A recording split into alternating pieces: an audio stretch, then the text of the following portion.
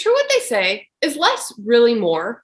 Today, I want to talk to you about how to apply the Pareto Principle to your work and home life. If you haven't heard of it, it's also called the 80-20 rule. My name is Steph Parisi, and I love helping small business owners grow their influence and profits online using marketing strategies that actually work. And I'm also the leader of the Parisi Pack, a marketing membership for entrepreneurs.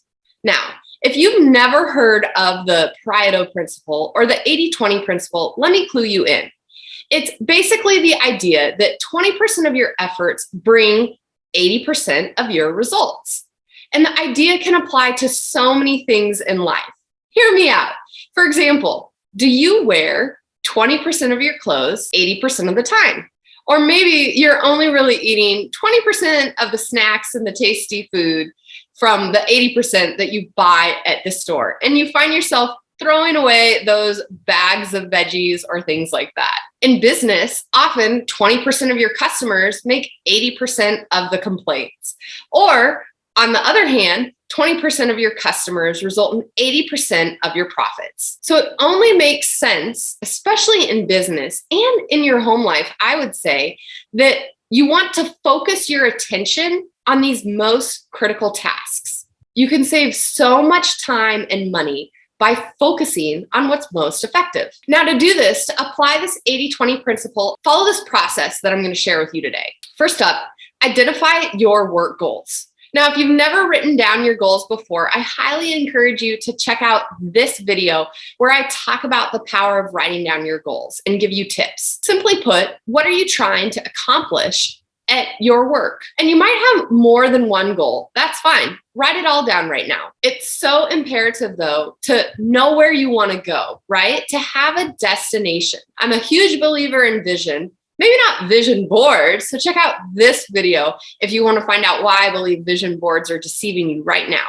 But I'm a huge believer in vision. In fact, my family, we just moved to the beach, hence the floral couch behind me, after a long vision of making this happen over the last 6 years, personally for me. So it's very important to identify your goals.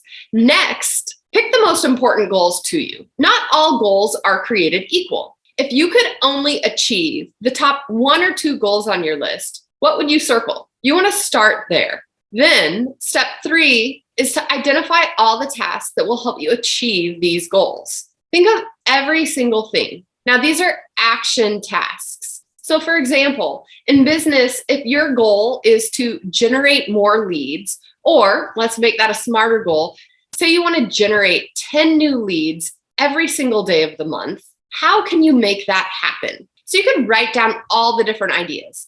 This could include creating reels or publishing a YouTube video or a podcast or direct prospecting in the DMs, whatever it is, you are going to write down the ideas. Now, personally, not a huge fan of prospecting. It's why I practice attraction marketing. I also love using stories for it. So if you want to learn how I sell in my stories and get people reaching out to me, check out this video on marketing ideas in your stories. But on the example of lead generation, you're going to write down all these different ideas. Be open-minded and creative. The best idea might be something that you haven't thought of yet. Next up, step 4 is you're going to prioritize these tasks. Every action has a different effect. Some actions accomplish so much more than others. For example, for me, filming a YouTube video versus listening to a personal development training. I believe personal development is important, but which one is going to really help me with the lead generation?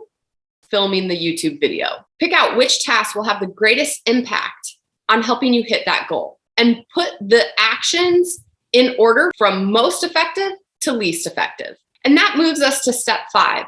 So you are going to focus on these most important tasks. The top 20% of the actions you've identified are worth your time and worth pursuing, while the other 80% won't get you the same result. And honestly, should just be ignored. Now, remember, in your situation, it might be more like a 90-10 split or an 85-15. So don't get focused on the exact 20% versus 80%. The key is that a little bit of what you are doing right now is actually responsible for the majority of your results. I found this to be so true in my business. And the more that I can cut from that other 80% and focus on what's actually getting me results makes the biggest of difference. Step 6, what on that 20% of the list that you've identified could you possibly outsource or pay someone else to do? So for example, for me, YouTube videos helps me generate leads every single day. Well, I outsource my video editing because it's one of those things that while yes, video editing matters, it's not something that makes it or breaks it. If I'm producing really good, helpful content for people, people are going to continue to consume my videos. And the other idea is simply that 5 people can do a lot more than 1 person. And step 7, stay the course. I would encourage you to circle a 90-day mark on the calendar because you need to give yourself time to see if the actions that you chose truly are responsible for the results. And 90 days from now, if you're not hitting the goals where you want to be and you're actually doing the tasks, right? That's the key. Then you're going to nix that and try something different. And that is how you apply the 80-20 Pareto Principle to your business. Head on over to stephanieparisi.com for more marketing tips, or check out this video to get a behind the scenes sneak peek of the Parisi Pack, where I help you grow your influence and profits online. While you're on my channel, check out either of these 2 videos that are popping up on the screen. They're here to help you win in business. And I'll be back next week with another new video.